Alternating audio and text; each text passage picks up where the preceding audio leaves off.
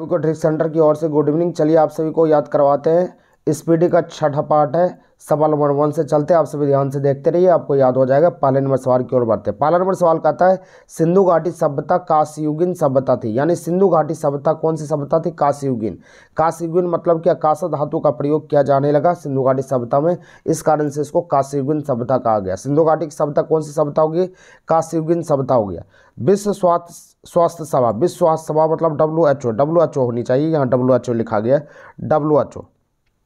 WHO के अध्यक्ष बनने वाली पहली महिला राजकुमारी अमृता कौर हो गया। विश्व स्वास्थ्य सभा की WHO के अध्यक्ष बनने वाली पहली महिला कौन थी? अमृता राजकुमारी कौर। यहाँ पर पहली राजकुमारी अमृता कौर बोलिए, कोई दिक्कत नहीं है। अमृता कौर हो गया, राजकुमारी अमृता कौर। और राजकुमारी अमृता कौर जो थी भारत की प्रथम महिला केंद्रीय मंत्री, भारत की प्रथम महिला केंद्रीय मंत्री भी थी। भारत की प्रथम महिला केंद्रीय मंत्री भी थी राजकुमारी अमृता कौर। इसको भी याद रखिएगा, भारत की प्रथम महिला केंद्रीय मंत्री भी थी अमृता कौर। विश्व स्वास्थ्य सभा WHO के अध्यक्ष बनने वाली पहली महिला अमृता कौर। चलिए आगे बढ़ते हैं। शक सम्मत का आरंभ 78 ईसा पूर्व में हुआ था। 78 ईसा पूर्व। शक सम्मत 78 ईसा पूर्व, 78 ईसा पूर्व, 78 ईसा पूर्व। शक सम्मत बोलेगा 78 ईसा पूर्व, 78 ईसा पूर्व। चलिए आगे बढ़ते हैं। अगला सवाल है रेलगाड़ी शताब्दी एक्सप्रेस में शताब्दी शब्द का जवाहरलाल नेहरू के जन्म दिवस से संबंधित है। आपसे पूछेगा शताब्दी एक्सप्रेस का शताब्दी शब्द जवाहरलाल नेहरू से के जन्म दिवस पर संबंधित है। जवाहरलाल नेहरू से संबंधित शताब्दी एक्सप्रेस किसे है? जवाहरलाल नेहरू। चलिए आगे बढ़ते हैं। ये सब उतना मुख्य चीज़ नहीं है क्योंकि ये पुराना हो चुका है, तो चलिए इस पर ज़्यादा फोकस नहीं करते, आगे बढ़ते हैं। अगला सवाल है ये। अगला सवाल कहता है भारत में टेलीविज़न सबसे पहले नई दिल्ली में दिखाया गया था 1959 में दिखाया गया था टेलीविज़न नई दिल्ली में। कहाँ दिखाया गया था? नई दिल्ली में। 1959 में टेलीविज़न दिखाया गया था नई दिल्ली में। 1959 में टेलीविज़न दिखाया गया था नई दिल्ली में। कब दिखाया गया था? 1959 में नई दिल्ली में दिखाया गया था टेलीविज़न को, यानी टीवी को दिखाया था कब? 1959 में नई दिल्ली में। चलिए आगे आइएगा। अगला यहाँ पर कहता है द्रविड़ पेट्रोलियम गैस LPG, जिसका खाना बनाने प्रयोग करते हैं LPG, उसमें क्या क्या रहता है? मीथेन, ब्यूटेन और प्रोपेन। मीथेन, ब्यूटेन और प्रोपेन होता है LPG होता है मीथेन, ब्यूटेन और प्रोपेन। मीथेन, ब्यूटेन और प्रोपेन होता है LPG में मीथेन, ब्यूटेन और प्रोपेन होता है। अगला सवाल है मार्टिना हिंगिस एक प्रसिद्ध टेनिस खिलाड़ी थी। मार्टिना हिंगिस क्या था? टेनिस खिलाड़ी। क्या था? मार्टिना हिंगिस क्या था? टेनिस खिलाड़ी। मार्टिना हिंगिस क्या था? टेनिस खिलाड़ी। अगला आइएगा भारत के संविधान की धारा 356 का संबंध राष्ट्रपति शासन से। भारत के संविधान की 356 धारा राष्ट्रपति शासन से संबंधित है। राष्ट्रपति शासन क्या होता है पहले समझते हैं। जब ये राष्ट्रपति शासन किसी भी राज्य में लगता है, जैसे यहाँ का शासन अभी नीतीश कुमार के हाथों में, जब राष्ट्रपति शासन लगेगा तो यहाँ का शासन मुख्यमंत्री से हट के राज्यपाल पास चला जाएगा। जब किसी भी राज्य में शासन जब रखता है राष्ट्रपति शासन, तो वहाँ का शासन मुख्यमंत्री द्वारा नहीं संचालित होकर राज्यपाल द्वारा होता है। किसके द्वारा? राज्यपाल द्वारा शासित होता है, उसी को बोलते हैं राष्ट्रपति शासन। तो आपको याद रखने है कि राष्ट्रपति शासन धारा 356 के अनुकूल लगाया जाता है। किस धारा के 56 के अनुकूल लगाया जाता है? राष्ट्रपति शासन। चलिए आगे बढ़ते हैं। इंटरपोल जिसको हम बोलते हैं अंतर्राष्ट्रीय आपराधिक पुलिस संगठन। अंतर्राष्ट्रीय आपराधिक पुलिस संगठन का मुख्यालय कहाँ है? लियोन है, जो फ्रांस में। इंटरपोल का मुख्यालय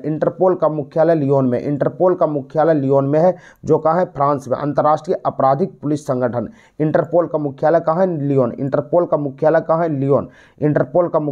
लियोन। चलिए आगे बढ़ते हैं अगले सवाल की ओर। संयुक्त राज्य अमेरिका का राष्ट्रीय खेल क्या है? संयुक्त राज्य अमेरिका का राष्ट्रीय खेल क्या है? बेसबॉल। संयुक्त राज्य अमेरिका का राष्ट्रीय खेल क्या है? बेसबॉल। संयुक्त राज्य अमेरिका का राष्ट्रीय खेल है बेसबॉल। संयुक्त राज्य अमेरिका का राष्ट्रीय खेल क्या है? बेसबॉल। संयुक्त राज्य अमेरिका का राष्ट्रीय खेल क्या है? बेसबॉल। याद रह जाएगा, संयुक्त राज्य अमेरिका USA का राष्ट्रीय खेल है बेसबॉल। चलिए आगे आइएगा। राज्यसभा कभी भी विघटित नहीं होती है। राज्यसभा कभी भी विघटित नहीं होगी। राज्यसभा कभी भी भंग नहीं किया जा सकता है। लोकसभा भंग हो सकता है, राज्यसभा भंग नहीं होगा। राज्यसभा कभी भी विघटित नहीं होता, राज्यसभा कभी विघटित नहीं होती है। याद रह जाएगा। राज्यसभा आपसे पूछेगा कौन सी सभा विघटित नहीं हो सकती है? राज्यसभा विघटित नहीं होती है। अगला आइएगा, भारत में पंचवर्षीय योजना को पीसी महालनोबिस ने प्रारंभ किया। पंचवर्षीय योजना मतलब 5 साल की योजना को पंचवर्षीय योजना कहा जाता है। पीसी महालनोबिस ने प्रारंभ किया था। पीसी पंचवर्षीय योजना बोलेगा, पंचवर्षीय योजना का संबंध किससे है? पीसी महालनोबिस से संबंधित है, पीसी महालनोबिस। आगे आइए, यहाँ पर कहता है अगला, भारत में थियोसॉफिकल सोसाइटी का मुख्यालय अड्डायर में 1882 में स्थापित किया था। भारत में थियोसॉफिकल सोसाइटी अड्डायर 1882 में स्थापित किया गया। पहले समझिए थियोसॉफिकल सोसाइटी क्या है। अंतर्राष्ट्रीय आध्यात्मिक संस्थान को थियोसॉफिकल सोसाइटी बोला जाता है। आध्यात्मिक संस्थान मतलब होता है अध्यात्म से जुड़ा को थियोसॉफिकल सोसाइटी कहा जाता है। कब हुआ था? 1882। कहाँ हुआ था? अड्डायर, 1882 अड्डायर में। चलिए आगे आइएगा। हॉफमैन कप किससे संबंधित है? हॉफमैन कप किससे? हॉफमैन कप टेनिस से। क्यू शब्द बिलियर्ड्स किससे संबंधित है? बिलियर्ड्स। क्यू शब्द किससे संबंधित? बिलियर्ड्स। आगे आइएगा। जहांगीर के दरबार में पक्षियों का चित्र बनाने वाला कौन चित्रकार था? मंसूर, जिसका नाम था मंसूर। आपसे पूछा जाएगा जहांगीर के दरबार में जो पक्षी का चित्र बनाता था उसका नाम क्या था? मंसूर। चित्रकार का नाम था मंसूर। जहांगीर के दरबार में जो चित्रकार था उसका नाम क्या था? मंसूर। पक्षी का चित्र बनाता था मंसूर। आगे आएगा। सिराजुद्दौला के शासनकाल में 1756 ईस्वी में कोलकाता में ब्लैक होल का घटना हुआ। ब्लैक होल का घटना क्या होता है पहले समझिए। सिराजुद्दौला के शासनकाल में ब्लैक होल की घटना हुई थी 1756। ब्लैक होल की घटना क्या थी इसको समझिएगा। ब्लैक होल की घटना थी सिराजुद्दौला ने अंग्रेजों को एक छोटी सी कोठरी में बंद कर दिया था जिसमें संख्या थी 146 आदमियों को एक छोटा से कोठरी में बंद कर दिया था। बहुत छोटा कोठरी था जिसमें सैनिक भी थे, बूढ़े भी थे, बच्चे भी थे, महिला भी थे। उसको बंद कर दिया था और छोटी सी खिड़की था जिसमें हवा जाने के लिए एक छोटा सा जगह था, जिस कारण से सारे आदमी का दम घुटने लगा। दम घुटने से 123 आदमी की मृत्यु होगी, 123 अंग्रेजों की मृत्यु हो गई और सिर्फ 23 बचे। सुबह जब खोला गया उस कोठरी को तो 123 आदमी की मृत्यु हो चुकी थी, सिर्फ 23 आदमी बचा था। इसी घटना का नाम ब्लैक होल कहा गया। तो ये कब हुआ था आपसे पूछा जाएगा। ब्लैक होल की घटना कब हुई थी? ब्लैक होल की घटना 1756 ईस्वी में। 1756 ईस्वी में हुई थी और कहाँ हुई थी? कोलकाता में हुई थी। और ब्लैक होल की घटना किसके शासनकाल में? सिराजुद्दौला। ब्लैक होल की घटना क्लियर है। चलिए आगे बढ़ते हैं। पेशवा पद को शाहू ने वंशानुगत कर दिया। यानी पेशवा पद क्या होता है इसको समझिए। पेशवा पद होता है जैसे यहाँ प्रधानमंत्री होता है जिसके हिसाब से शासन चलता है। तो उस समय उस पद को पेशवा पद समझिए। प्रधानमंत्री के ही पद को पेशवा पद कहा जाता है। तो इस पद को राजा शाहू ने वंशानुगत कर दिया। वंशानुगत मतलब होता है कि वंश दर वंश चलते गए। अगर किसी का पिता पेशवा पद पर है तो उसके मृत्यु के बाद उसका बेटा होगा, फिर बेटा का बेटा होगा, वो चलेगा। तो इस तरह को वंशानुगत पद बोला जाता है। तो पेशवा पद पूछेगा किसके समय में? शाहू के समय में वंशानुगत कर दिया। चलिए आगे आइएगा। भारत का पहला रसायन बंदरगाह दाहेज कहाँ है? गुजरात में। दाहेज गुजरात। देखिए रसायन बंदरगाह क्या होता है ये इसको समझ। रसायन बंदरगाह का मतलब होता है जहाँ द्रवित जैसे पेट्रोल हुआ, डीजल हुआ, इस प्रकार से पदार्थ का जहाँ होता आयात निर्यात होता है, जहाँ से उसको बोलते हैं रसायन बंदरगाह। रसायन लिक्विड पदार्थ का जहाँ वो निर्यात आयात होता है, जहाँ से जाता आता है, तो उसको कौन सा बंदरगाह बोलते हैं? रसायन बंदरगाह। भारत का पहला रसायन बंदर क्या था? दाहेज कहाँ? तो गुजरात, दाहेज। चलिए आगे आइएगा, अगले सवाल की ओर आते हैं। अगला सवाल कहता है मदर टेरेसा द्वारा स्थापित धर्म संघ मिशनरीज ऑफ चैरिटी कहलाता है। यहाँ सवाल याद रखिएगा, आपसे पूछा जाएगा मदर टेरेसा द्वारा स्थापित धर्म संघ कौन था? Missionaries of charity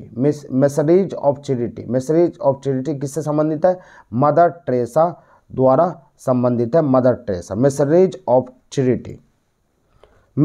of charity एक तरह का धर्म से संबंधित है। धर्म संगठन एक तरह का चर्च, चर्च जैसे चर्च होता है, मंदिर होता है, उसी तरह से मिशनरीज ऑफ चैरिटी एक धार्मिक संगठन है। तो मदर टेरेसा द्वारा स्थापित धर्म संघ क्या कहलाए? Missionaries of charity, missionaries of charity. अगला है बंगाल के नवाब मीर कासिम 18वीं सदी में अपनी राजधानी मुंगेर बन स्थानांतरित किया। यानी बंगाल के नवाब मीर कासिम ने मुंगेर को अपनी राजधानी बनाई थी। जो बिहार में मुंगेर को अपनी राजधानी बनाई थी बंगाल के नवाब मीर कासिम ने। और कब बनाई थी? 18वीं शताब्दी में, 18वीं सदी में मुंगेर को अपनी राजधानी बनाई थी मीर कासिम ने। चलिए आगे आइएगा, अगले सवाल पर आइए। मिस्र को नील नदी का उपहार बोला जाता है। मिस्र को नील नदी का उपहार बोला जाता है। आपको पूछा जाएगा मिस्र को नील नदी का उपहार, नील नदी का उपहार किसको बोलते हैं? मिस्र को नील नदी का उपहार बोला जाता है। नील नदी का उपहार कौन हो गया? मिस्र। चलिए आगे आइएगा। चोल साम्राज्य राजेंद्र चोल प्रथम के अधीन उन्नति पर था। आपसे पूछा जाएगा कि यहाँ पर कहेगा कि चोल साम्राज्य किसके शासनकाल में उन्नति पर था? यानी राजेंद्र चोल प्रथम के शासनकाल में उन्नति कर रहा था, यानी वृद्धि कर रहा था, बढ़ रहा था। चोल साम्राज्य राजेंद्र चोल प्रथम के शासनकाल में उन्नति कर रहा था। यह आपका आंसर होगा। राजेंद्र चोल उन्नति कर रहा था मतलब वृद्धि हो रहा था। अगला आइएगा। गर्भाशय में आरेखित पेशी पाई जाती है। गर्भाशय में आरेखित पेशी पाई जाती है। आपसे पूछेगा आरेखित पेशी कहाँ पाई जाती है? तो आंसर क्या होगा? गर्भाशय। गर्भाशय में आरेखित पेशी पाई जाती है। आरेखित पेशी आपसे पूछेगा कहाँ पाई जाती है? गर्भाशय में। गर्भाशय में आरेखित पेशी पाई जाती है। आगे आइए। सेस्ट्रिन बुढ़ापे रोकने की औषधि। आपसे पूछा जाए सेस्ट्रिन ये दवाई का नाम है। सेस्ट्रिन एक बुढ़ापे रोकने की औषधि, बुढ़ापे रोकने की औषधि सेस्ट्रिन कहा जाता है। ये औषधि है, दवाई है। आगे आइएगा। अगला सवाल देखिए, अगले सवाल की ओर। भारत में संप्रेक्षक तथा लेखा प्रणाली के प्रधान नियंत्रक महालेखा परीक्षक होता है। महालेखा परीक्षक नियंत्रक एवं महालेखा परीक्षक को कहा जाता है। संपरीक्षा तथा लेखा प्रणाली, लेख जोख का जो बायोडाटा लगता है उसको महालेखा परीक्षक बोला जाता है, महालेखा परीक्षक। अगला बोलता है जुनियो अलास्का की राजधानी है। जुनियो अलास्का की राजधानी, जुनियो अलास्का की राजधानी। आगे आइएगा। अगला बोला जा रहा है आधुनिक ओलंपिक खेल का आयोजन 1896 ईस्वी में एथेंस में हुआ था। आधुनिक ओलंपिक खेल का आयोजन 1896 ईस्वी में एथेंस में हुआ था। 1896 ईस्वी में एथेंस में हुआ था। आधुनिक ओलंपिक खेल का आयोजन 1896 ईस्वी में एथेंस में हुआ था। 1896 ईस्वी में एथेंस में हुआ था। आगे आइएगा। टीबी रोग के प्रतिरोधक के लिए बीसीजी का टीका लगाया। टीबी रोग जिसको होता है उसका प्रतिरोध के लिए, मतलब कि उसको रोकने के लिए बीसीजी का टीका लगाया जाता है। बीसीजी का टीका लगाया जाता है। टीबी रोग को रोकने के लिए बीसीजी का टीका लगाया जाता है। अगला बोला है ग्रैंड ट्रंक रोड का निर्माण शेरशाह सूरी ने करवाया था। Grand trunk road, GT road जिसको बोलते हैं, जीटी रोड का नाम सुने होंगे। जीटी रोड का निर्माण शेरशाह सूरी ने करवाया था, जिसका नाम फरीद खां भी था। शेरशाह सूरी फरीद खां था। जीटी रोड के निर्माण किसमें करवाया था? शेरशाह सूरी फरीद खां ने करवाया था जीटी रोड।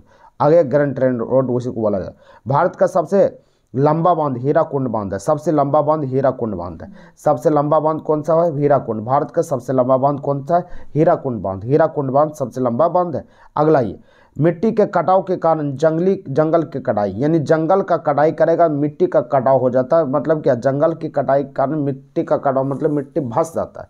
क्यों धंसता है? क्योंकि जंगल रहने से वृक्ष रहता है, वृक्ष का जड़ रहेगा तो जड़ मिट्टी को पकड़ के रखता है। आप देखते होंगे किसी का वृक्ष देखते होंगे उसका जड़ जो रहता है मिट्टी को पकड़ के रखता है, जिस कारण से पानी आने से वो धंसता नहीं है। अगर जिसका जड़ ही खत्म हो जाएगा यानी वृक्ष कट जाएगा तो यहाँ का जो मिट्टी जो होगा वो धंसना शुरू हो जाएगा, जिसके कारण से मिट्टी का कटाव होता है। समझ में आ चुका होगा। चलिए आगे। फतेहपुर सीकरी का निर्माण 1571 ईस्वी में अकबर द्वारा करवाया था। फतेहपुर सीकरी का निर्माण 1571 ईस्वी में अकबर ने करवाया था। 1571 ईस्वी में अकबर ने करवाया था। फतेहपुर सिकरी 1571 में अकबर ने 1571 ईस्वी में अकबर ने 1571 ईस्वी में अकबर ने करवाया था। चलिए आगे आइएगा।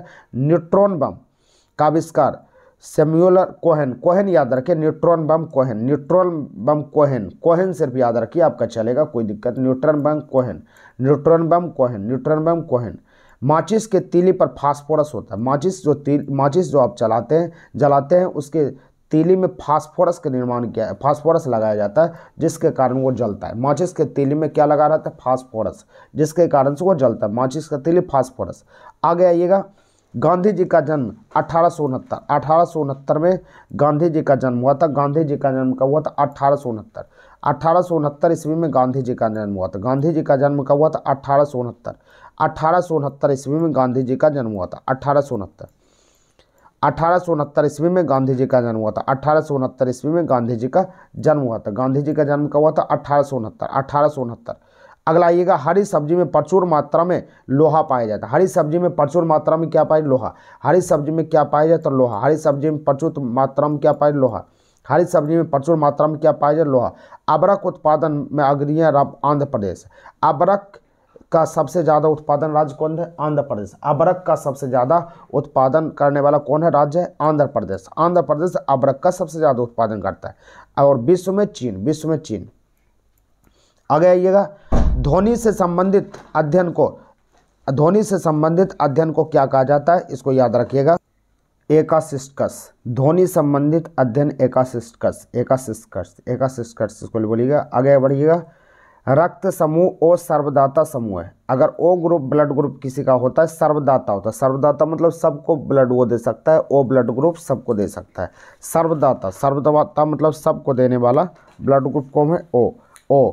आगे बढ़िएगा। अरावली पर्वत भारत एवं विश्व की सबसे प्राचीन मोरदार पर्वत है। अरावली पर्वत क्या है? भारत की सबसे मोरदार पर्वत है, प्राचीन जो वर्तमान में अवशिष्ट पर्वत का उदाहरण। वर्तमान में अवशिष्ट पर्वत का उदाहरण अरावली पर्वत क्या है? विश्व के सबसे प्राचीन एवं मोरदार पर्वत बोला जाता है। वर्तमान में अवशिष्ट पर्वत इसको कहा जाता है, अवशिष्ट पर्वत। चलिए आगे आइएगा। अगले सवाल की ओर आइए। अगला सवाल कहता है, दिन के समय पौधा कार्बन डाइऑक्साइड लेता है और ऑक्सीजन छोड़ता है। दिन के समय जो है पौधा क्या करता है? कार्बन डाइऑक्साइड को अपने अंदर ग्रहण करता है और ऑक्सीजन को बाहर छोड़ता है। और रात में उल्टा होता है।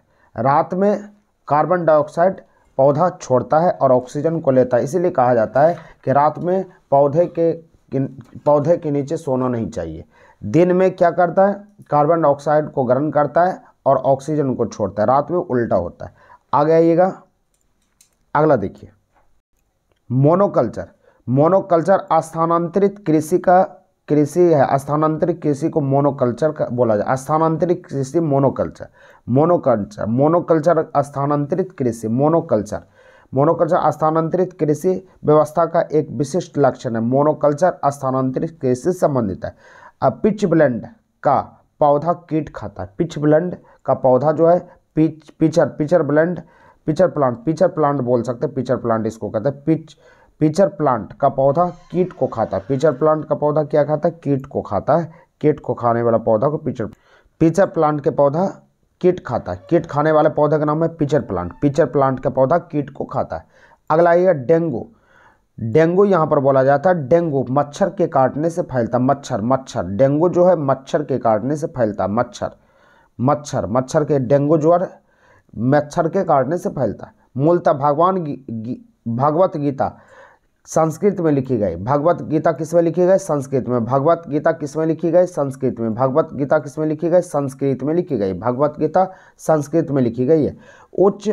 भारत में उच्च न्यायालयों की संख्या कितनी है? 25। भारत में उच्च न्यायालय कितने हैं? 25। भारत में उच्च न्यायालय कितने हैं? 25। भारत में उच्च न्यायालय कितने हैं? 25। आपसे पूछा जाएगा भारत में उच्च न्यायालयों की संख्या कितनी है? 25। उच्च न्यायालय कितना है? 25। उच्च न्यायालय की संख्या कितनी है? 25। क्लियर है? चलिए आगे बढ़िए।